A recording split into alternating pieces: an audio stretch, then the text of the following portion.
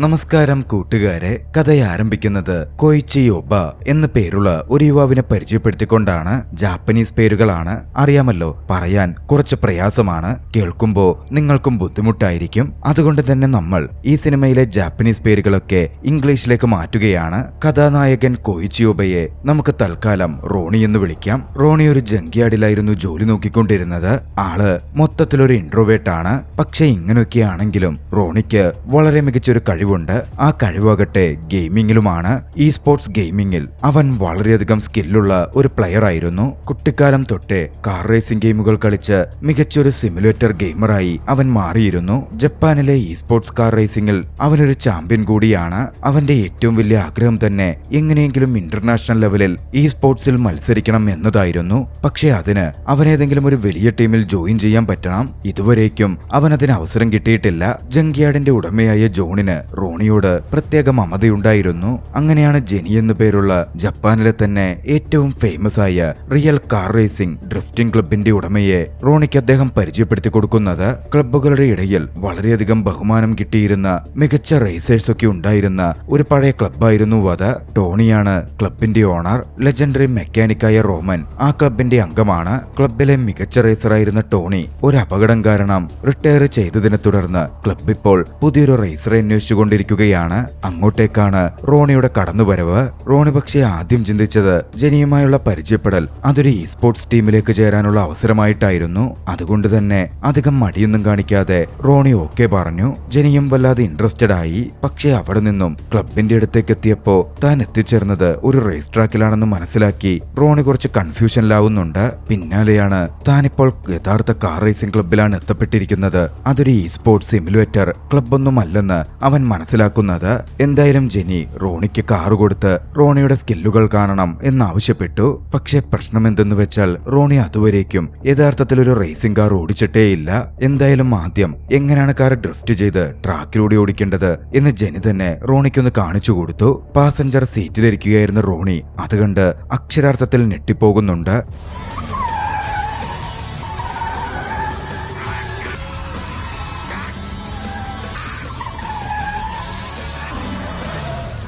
കാരണം ആദ്യമായിട്ടായിരുന്നു അവൻ അങ്ങനെ ഒരു റേസിംഗ് കാറിൽ കയറുന്നത് പോലും. പിന്നാലെ ജെനി റോണിയോട് എന്തായാലും ഒന്ന് ട്രൈ ചെയ്തു നോക്കെന്ന് പറഞ്ഞു. ഡ്രൈവിംഗ് സീറ്റിൽ കയറിയിരുന്ന് റോണി കാർ ഓടിക്കാൻ തുടങ്ങി. പക്ഷെ അവൻ കാർ ഓടിച്ചതാകട്ടെ സാധാരണ റോഡിൽ ഓടിക്കുന്ന രീതിയിലായിരുന്നു. കാര്യമായ ഡ്രിഫ്റ്റിംഗ് ഒന്നും നടത്തിയില്ല. ജെനി കുറച്ച് കൺഫ്യൂസ്ഡ് ആവുന്നുണ്ട്. നിരാശ അവളുടെ വാക്കുകളിൽ പ്രകടമായിരുന്നു. റോണി ജെനിയോട് വീണ്ടും ഒരു അവസരം കൂടി ചോദിച്ചു. പിന്നെ റോണി കാർ വേഗത്തിൽ ഓടിക്കാൻ തുടങ്ങി. ആദ്യം കുറച്ചു നേരത്തേക്ക് റോണി സ്ലോവും ഡ്രിഫ്റ്റിംഗും കുറവായിരുന്നുവെങ്കിലും പിന്നീട് അങ്ങോട്ടേക്ക് ജെനിയെ വരെ ഞെട്ടിക്കുന്ന തരത്തിലായിരുന്നു റോണിയുടെ പെർഫോമൻസ്.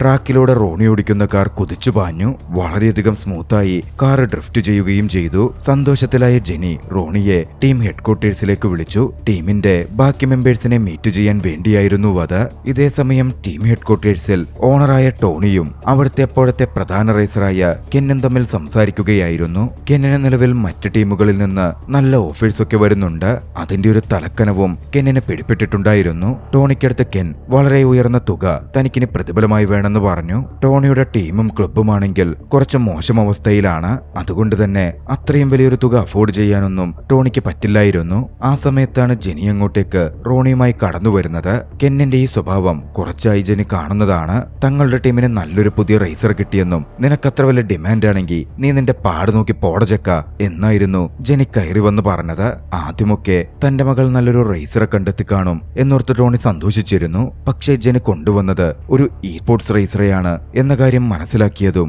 ടോണിയാക്ക് നിരാശനായി. ടോണിയുടെ സന്തോഷം തലകീഴായി മറിഞ്ഞു. അമേച്ചറായിട്ടുള്ള ഇതുവരെ റേസ് ചെയ്തിട്ടില്ലാത്ത ഒരുത്തൻ അങ്ങനെ തന്റെ ടീമിൽ വരുന്നത് അത്ര നല്ലതാവില്ല എന്നായിരുന്നു ടോണി പറഞ്ഞത്. അച്ഛന്റെ വാക്കുകൾ ജെനിയെയും കുറച്ച് നിരാശയിലാഴ്ത്തി. അങ്ങനെ തന്നെ റിജക്ട് ചെയ്യുന്നത് കണ്ടതും തന്റെ പ്രകടനം നേരിട്ട് കാണാൻ റോണി തന്നെ ടോണിയോട് ആവശ്യപ്പെടുകയാണ്. ടോണിക്കതിൽ ആദ്യം താല്പര്യമുണ്ടായിരുന്നില്ല. പക്ഷേ അവിടെ ഉണ്ടായിരുന്ന ടീമിന്റെ മെക്കാനിക് റോമൻ ഒരവസരം ആ പയ്യന് കൊടുക്കടോ, ഒന്ന് കണ്ടു നോക്ക് നോക്ക് എന്ന മട്ടിൽ പറഞ്ഞതും ടോണി അതിന് തലകുലുക്കി. റോമൻ അതിനുവേണ്ടി ജെനിയുടെ റേസിംഗ് കാറിൽ കുറച്ചു കാര്യങ്ങൾ ചെയ്ത് അത് തയ്യാറാക്കി. അന്ന് വീട്ടിലേക്കെത്തിയ റോണി സിമുലേറ്ററിൽ ഒരുപാട് നേരം പ്രാക്ടീസ് ചെയ്തു.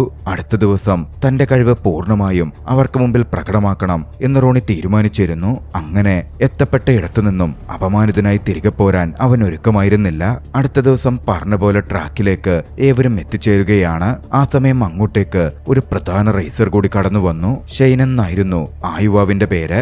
അവൻ കഴിഞ്ഞ 3 കൊല്ലത്തെ ഡ്രിഫ്റ്റിംഗ് ചാമ്പ്യനാണ്. ടോണിക്ക് അപകടം സംഭവിച്ച സമയത്ത് ടോണിയെ എടുത്തുയർത്തിയതൊക്കെ അതേ ഷെയ്നായിരുന്നു. ടോണി വിളിച്ചിട്ടായിരുന്നു ഷെയ്ൻ അങ്ങോട്ടേക്ക് വന്നിരുന്നതും. ഗെയിം കളിക്കുന്ന പോലൊന്നുമല്ല, യഥാർത്ഥ ജീവിതത്തിലെ കാർ ഡ്രിഫ്റ്റിംഗ് റേസിംഗ് എന്ന് പറയുന്നത് അത്രമേൽ അപകടം നിറഞ്ഞതാണ്, എളുപ്പമുള്ള കാര്യമല്ല എന്ന് റോണിയെ ബോധ്യപ്പെടുത്താൻ വേണ്ടിയായിരുന്നു ഷെയ്നെ ടോണി വിളിച്ചു വരുത്തിയിരുന്നത്. ഷെയ്ൻ വന്നതിന് പിന്നാലെ റോണിക്കടുത്ത് ഷെയ്ന്റെ കാറിൽ പാസഞ്ചർ സീറ്റിലിരിക്കാൻ ടോണി ആവശ്യപ്പെട്ടു. ഇത്തവണ ജെനിക്ക് പകരം ഷെയ്നായിരുന്നു റോണിയെ ഇരുത്തിക്കൊണ്ട് കാർ പായിച്ചത്. ട്രാക്കിലൂടെ തന്റെ മികച്ച സ്കില്ലുകൾ മുമ്പിൽ വെച്ച് ഷെയ്ൻ കാർ പായിച്ചു. അതിവേഗ ഡ്രിഫ്റ്റിംഗും മറ്റുമായിരുന്നു അത്. അത്രമേൽ മികച്ച കാർ ഡ്രിഫ്റ്റിംഗുകൾ, മൂവ്മെന്റുകൾ. പാസഞ്ചർ സീറ്റിലിരുന്ന റോണിക്കാണെങ്കിൽ തന്നെ എന്തൊക്കെയോ എടുത്തിട്ട് അലക്കുന്ന പോലൊക്കെയായിരുന്നു അനുഭവപ്പെട്ടത്. ഛർദ്ദിക്കാൻ എന്ന മട്ടിൽ അവൻ ഓക്കാനം പോലും വരുന്നുണ്ടായിരുന്നു. പക്ഷേ എന്നിരുന്നാലും ഷെയ്ൻ എങ്ങനെയാണ് കാർ ഓടിക്കുന്നതെന്നും അവന്റെ നീക്കങ്ങളും റോണി നിരീക്ഷിച്ചുകൊണ്ടിരുന്നു. ഷെയ്നെ ഉപയോഗിച്ച് കാറിലിരുത്തി ഓടിച്ചു കാണിച്ച് റോണിയെ ഭയപ്പെടുത്തി പറഞ്ഞുവിടുക എന്നതായിരുന്നു ടോണിയുടെ ഐഡിയ. അത് ഏറെക്കുറെ വർക്കായി എന്ന് ഷെയ്ൻ കാർ നിർത്തിയിറങ്ങിയപ്പോ അനങ്ങാതിരുന്ന ടോണിയിൽ നിന്നും പ്രകടമായിരുന്നു. കാറിൽ നിന്ന് പുറത്തിറങ്ങിയ റോണി ഒന്ന് ഛർദ്ദിക്കാൻ പോലും പോയി. എല്ലാവരും ചിന്തിച്ചത് ഇതോടെ റോണി ഇതൊക്കെ വേണ്ടെന്ന് വെച്ച് പോകുമെന്നായിരുന്നു. പക്ഷേ റോണി അങ്ങനെ തോറ്റു പിന്മാറുന്നവനായിരുന്നില്ല. ഇതുപോലാണോ ചെയ്യേണ്ടത്, ഞാൻ എന്റെ കഴിവുകൾ കൂടി കാണിക്കാം എന്ന് പറഞ്ഞ റോണി ഡ്രൈവിംഗ് സീറ്റിലേക്ക് കയറി. ഒരു നിമിഷം ഷെയ്ൻ കാർ ഓടിച്ചപ്പോൾ ചെയ്ത കാര്യങ്ങൾ അവൻ തന്റെ തലയിലിട്ടൊന്ന് പ്രോസസ് ചെയ്തു. പിന്നെ അവിടെ കണ്ടത് ഷെയ്നിന്റെ അതേ കാർ റേസിംഗിനെ അനുസ്മരിപ്പിക്കും വിധം റോണി കാർ കൊണ്ട് മികവ് കാട്ടുന്നതായിരുന്നു. റോണിയുടെ മികച്ച കാർ റേസിംഗും ഡ്രിഫ്റ്റുകളുമൊക്കെ ടോണിയെയും ഏറെ ആകർഷിച്ചു. വളരെ പെട്ടെന്ന് തന്നെ മറ്റൊരാളുടെ പ്രവൃത്തികൾ കോപ്പി ചെയ്ത് അത് പ്രവർത്തിക്കാനുള്ള റോണിയുടെ കഴിവ് അവിടെ പ്രകടമാവുകയായിരുന്നു. ഷെയ്നിനും റോണിയുടെ ടാലന്റ് കണ്ട് ഏറെ സന്തോഷമാവുന്നുണ്ട്. ഒട്ടും മടിച്ചില്ല. ഷെയ്നും ട്രാക്കിലേക്ക് ഇറങ്ങി റോണിക്കൊപ്പം റേസ് ചെയ്യാൻ ആരംഭിച്ചു. ഓരോ ടേണിങ്ങിലും ഡ്രിഫ്റ്റ് ചെയ്ത് റോണിയെ പുറത്താക്കാൻ ഷെയ്ൻ ശ്രമിച്ചെങ്കിലും റോണി കൂളായി നിന്ന് അതൊക്കെയും ഹാൻഡിൽ ചെയ്തു.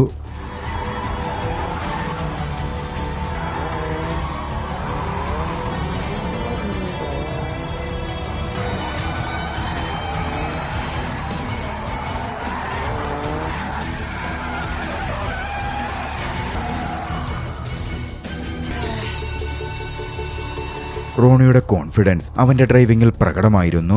അന്ന് രാത്രിയിൽ അവരുടെ ക്ലബ് അംഗങ്ങൾ എല്ലാവരും ഒത്തുകൂടി റോണിയെ ടീമിലെ മെമ്പറാക്കാൻ ടോണി തീരുമാനിച്ചു കഴിഞ്ഞിരുന്നു. അവർ ചെറിയൊരു പാർട്ടി കൂടി. റോണിയും അപ്പോഴായിരുന്നു ആദ്യമായി തന്റെ കഴിവുകൾ തിരിച്ചറിയുന്നത്. അവരുടെ കൂട്ടത്തിൽ കൂടിയപ്പോൾ താനിപ്പോൾ പുതിയൊരു ഫാമിലിയിലെ മെമ്പറായ പോലെ റോണിക്കും അനുഭവപ്പെടുകയാണ്. തന്നെ സ്വീകരിച്ചതിന് ആ ക്ലബിനോടും ടീമിനോടും അവന് വലിയ നന്ദി തോന്നി. പിന്നെ വൈകിയില്ല. ക്ലബിന്റെ നേതൃത്വത്തിൽ ടോണിയുടെ ട്രെയിനിങ് ആരംഭിച്ചു. ആദ്യഘട്ടത്തിൽ വലിയ റേസിംഗുകൾക്ക് വേണ്ടി റോണിയുടെ ശരീരം തയ്യാറാക്കാൻ വർക്കൗട്ടുകളും മറ്റും ആരംഭിച്ചു. റോമൻ ടോണിക്ക് വേണ്ടി കാറിൽ വേണ്ട മാറ്റങ്ങളൊക്കെ വരുത്തി കാർ പൂർണ്ണമായും തയ്യാറാക്കാൻ ആരംഭിച്ചു. ടോണിയാകട്ടെ യഥാർത്ഥ ട്രാക്കിലും സിമുലേറ്ററിലുമായി റോണിയെ കൂടുതൽ പരിശീലിപ്പിച്ചുകൊണ്ടിരുന്നു. ടീമിലെ ഓരോരുത്തരും അവരവരുടെ ലക്ഷ്യസ്ഥാനത്തെത്തുവാൻ നല്ല രീതിയിൽ പരിശ്രമിച്ചു. വൈകാതെ ടോണിയുടെ ഡ്രിഫ്റ്റിംഗ് സ്കില്ലുകൾ അളക്കുന്ന ഒരു മത്സരഘട്ടം എത്തി. പരിശീലന കാലത്തിലെ ഒരു പ്രധാന ഘട്ടം. ആദ്യമൊക്കെ റോണി അതിൽ വിജയിക്കാൻ കുറച്ച് കഷ്ടപ്പെട്ടെങ്കിലും പിന്നീട് ഏവരെയും അതിശയിപ്പിച്ചുകൊണ്ട് റോണി തന്റെ മികവ് തെളിയിച്ചു. അതും 1 കൊല്ലം കൊണ്ടായിരുന്നു. ഒരുപാട് ഡ്രിഫ്റ്റേഴ്സ് വളരെ ബുദ്ധിമുട്ടി ചെയ്യുന്ന കാര്യം റോണി പഠിച്ചെടുത്തതും ചെയ്തതും. അങ്ങനെ കുറച്ചു നാളുകൾ കടന്നുപോയി. റോണിക്ക് വേണ്ടിയുള്ള മികച്ച ട്രെയിനിങ്ങും തുടർന്നു. ടോണിക്ക് റോണിയുടെ മേൽ പ്രതീക്ഷ വന്നിരുന്നു. ടോണി റോണിയെ യഥാർത്ഥ റോഡിൽ ഒരു ട്രെയിനിങ് പർപ്പസിനായി ഇറക്കി. ടോണിയുടെ mental and physical ability maximum push ചെയ്യുക എന്നായിരുന്നു ടോണി അതുകൊണ്ട് തീരുമാനിച്ചിരുന്നത്. അന്നത്തെ ആ റേസിംഗിൽ തന്റെ കഴിവുകളെ, താൻ പഠിച്ച കാര്യങ്ങളെ മാക്സിമം മുന്നിട്ട് കൊണ്ടുവന്ന് പെർഫോം ചെയ്യാൻ റോണിക്ക് സാധിക്കുകയാണ്. ടോണിയും അതിലേറെ സന്തോഷിച്ചിരുന്നു.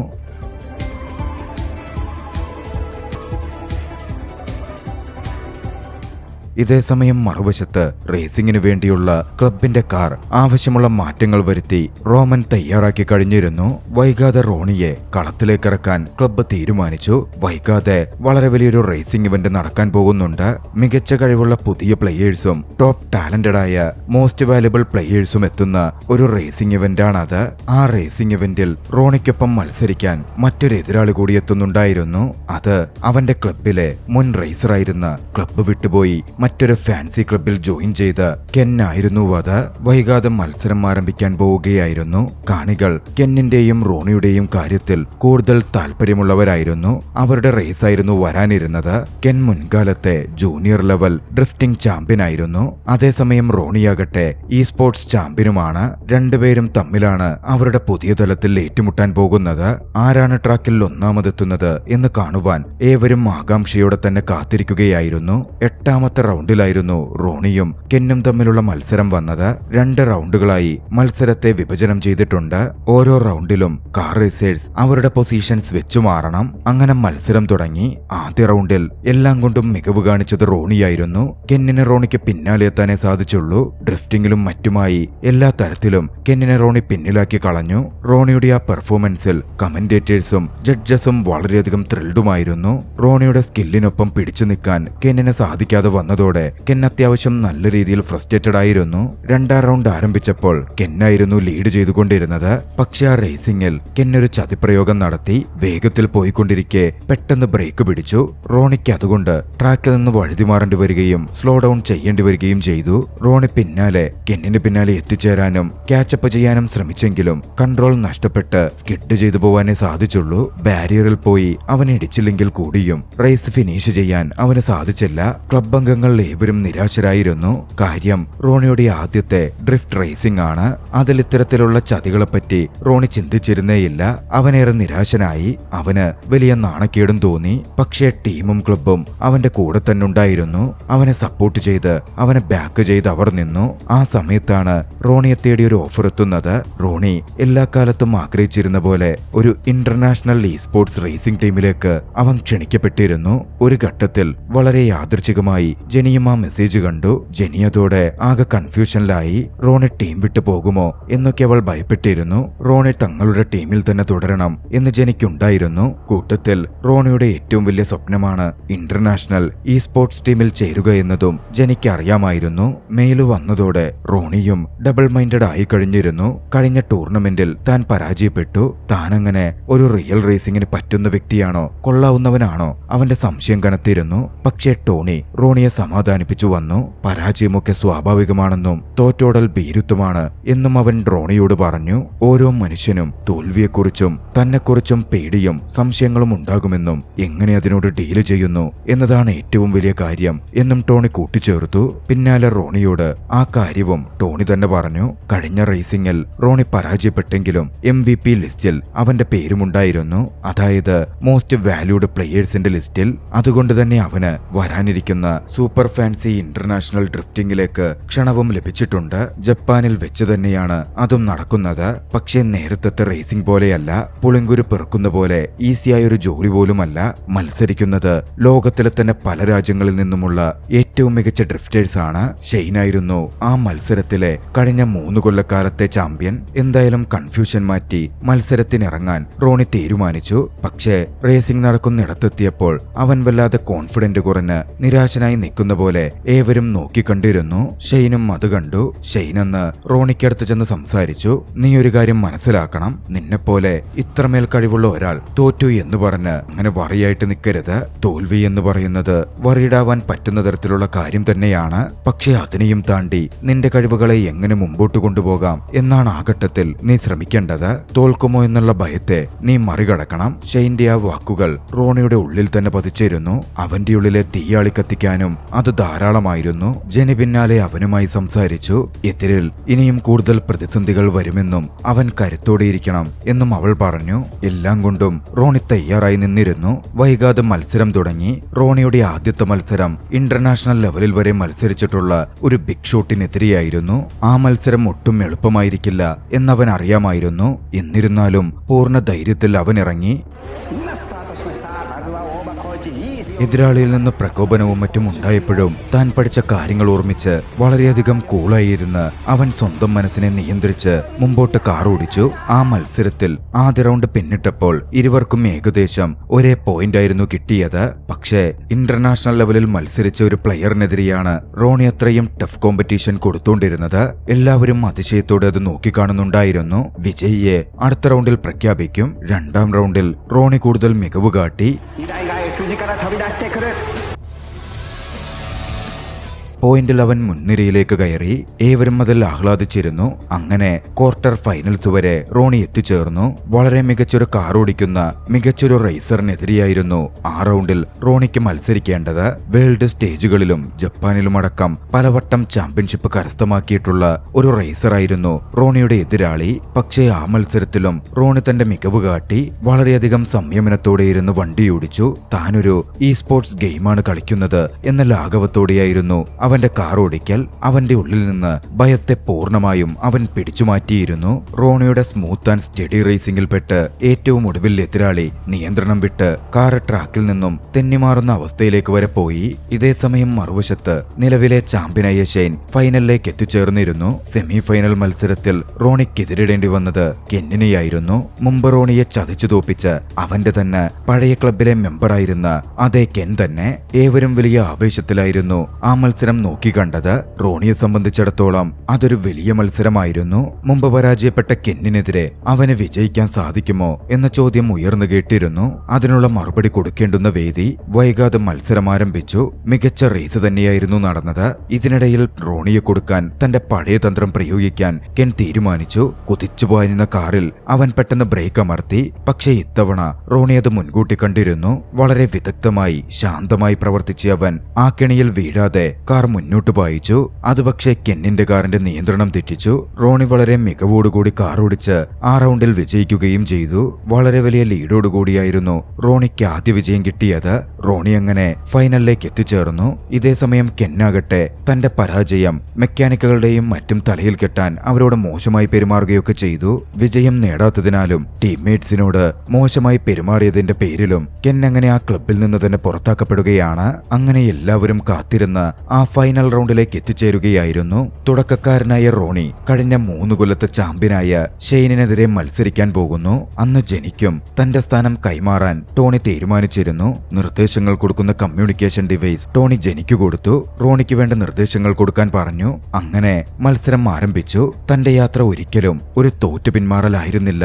താൻ അർഹിക്കുന്നിടത്ത് എത്തിച്ചേർന്നു എന്ന ആ നിമിഷം റോണിക്കുള്ളിന്റെ ഉള്ളിൽ തോന്നിയിരുന്നു. ജഡ്ജസും ക്രൗഡും എന്താണ് നടക്കുന്നതെന്നറിയാൻ വളരെ വലിയ ആകാംക്ഷയിലായിരുന്നു. ഷെയ്ൻ പരാജയപ്പെടുമോ? റോണി വളരെയധികം മികവ് കാട്ടുമോ? ചോദ്യങ്ങൾ ഉയർന്നു കേട്ടുകൊണ്ടിരുന്നു. റേസ് ആരംഭിച്ചു. ആദ്യ റൗണ്ടിൽ ആദ്യഘട്ടത്തിൽ റോണി തന്നെയായിരുന്നു മുന്നിട്ട് നിന്നത്. ഏവരും വലിയ പ്രതീക്ഷയിൽ അത് നോക്കിക്കണ്ടിരുന്നു. പക്ഷേ ചാമ്പ്യനായ ഷെയ്ൻ പിന്നീട് ലീഡ് നേടിയെടുത്തു. പോയിന്റ് നിലയിൽ ഒന്നാമതെത്തി. വൈകാതെ രണ്ടാം റൗണ്ട് ആരംഭിച്ചു. റോണിക്ക് ഷെയ്ന്റെ സ്കോറിനൊപ്പം എത്തിപ്പെടണമായിരുന്നു. പക്ഷേ ഇത്തവണ ഏവരെയും അതിശയപ്പെടുത്തുന്ന പെർഫോമൻസ് ആയിരുന്നു റോണി കാഴ്ചവെച്ചത്.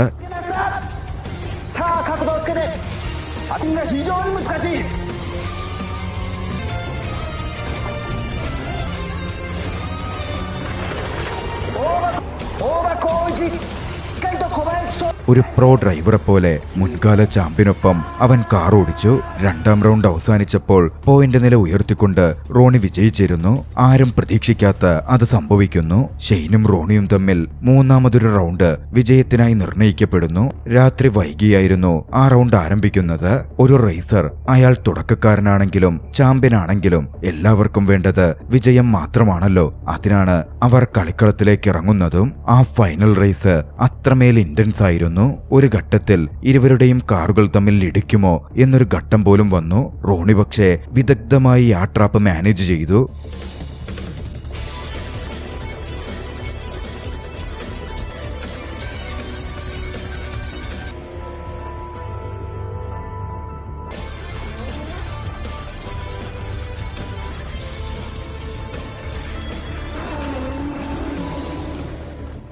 മുമ്പിലേക്ക് കാറോടിച്ച് ഒടുവിൽ ആ മത്സരത്തിൽ വിജയിയായി ചാമ്പ്യനായി മാറി. തോറ്റ് പിന്മാറാതെ തന്റെ ഭയത്തെ അട്ടിമറിച്ച് മുന്നേറി നേടണമെന്നാഗ്രഹിച്ചവന്റെ വിജയം ഷെയ്ൻ പരാജയപ്പെട്ടെങ്കിലും മികച്ച ആ റേസിൽ അവൻ സന്തുഷ്ടനായിരുന്നു. റോണിയുടെ ആ വിജയത്തിന് ശേഷം റോണി ഒന്ന് തീരുമാനിച്ചു. റോണി ടോണിയെ കണ്ടു. തന്റെ ഏറ്റവും വലിയ സ്വപ്നമായ ഈ സ്പോർട്സ് ടീമിലേക്ക് താൻ ജോയിൻ ചെയ്യാൻ ഉദ്ദേശിക്കുന്ന കാര്യം അവൻ ടോണിയെ അറിയിച്ചു. റിയൽ കാർ റേസിംഗ് വേൾഡ് വിട്ടുപോവാനും അവൻ ആഗ്രഹിച്ചിരുന്നു. പക്ഷെ തന്റെ ടീമിനെ അങ്ങനെ വിട്ടിട്ടു പോകാനും റോണിക്ക് മനസ്സുണ്ടായിരുന്നില്ല. ടീമിന് എന്തായാലും ഒരു റേസർ വേണം. ടോണി അതിനെ തിരഞ്ഞെടുത്തത് പഴയ റേസറായ കെന്നിനെ തന്നെയായിരുന്നു. തന്റെ തെറ്റുകളിൽ നിന്നും കെൻ പഠിച്ചിരിക്കും എന്ന് റോണി മനസ്സിലാക്കിയിരുന്നു. ആരും രണ്ടാമതൊരു അവസരം എന്തുകൊണ്ടും ഡിസർവ് ചെയ്യുന്നുണ്ട്. കെന്നിനെ അവൻ തന്റെ ടീമിലേക്ക് കൊണ്ടുവന്നു. റോണി അങ്ങനെ വിട്ടുപോകുന്നത് ജെണിക്കാദ്യം ഉൾക്കൊള്ളാൻ പറ്റിയില്ലെങ്കിലും പിന്നീട് അതാണ് ശരിയെന്ന് മനസ്സിലാക്കി അവൾ റോണിയുടെ തീരുമാനത്തെ അംഗീകരിച്ചു. ഈ സ്പോർട്സിൽ റോണി വിജയങ്ങൾ നേടുമ്പോൾ അവൾ ഫോണിൽ അത് നോക്കിക്കണ്ടു. റോണിക്ക് വേണ്ടി സന്തോഷിച്ചു. ആ ദൃശ്യങ്ങളോടെ ചലച്ചിത്രം അവസാനിക്കുകയാണ്. രസകരമായ ചലച്ചിത്രം നിങ്ങൾക്കിഷ്ടമായെങ്കിൽ വീഡിയോ ലൈക്ക് ചെയ്യുക. അഭിപ്രായങ്ങളും നിർദ്ദേശങ്ങളും കമന്റുകളിൽ രേഖപ്പെടുത്തുക. കഴിയുമെങ്കിൽ ചാനൽ സബ്സ്ക്രൈബ് ചെയ്തും കൂട്ടുകാർക്ക് ഷെയർ ചെയ്തു കൊടുത്തും ഞങ്ങളെ സപ്പോർട്ട് ചെയ്യുക. അടുത്ത എപ്പിസോഡിൽ മറ്റൊരു മികച്ച ചലച്ചിത്രവുമായി നമുക്ക് കണ്ടുമുട്ടാം. അതുവരെ ബൈ.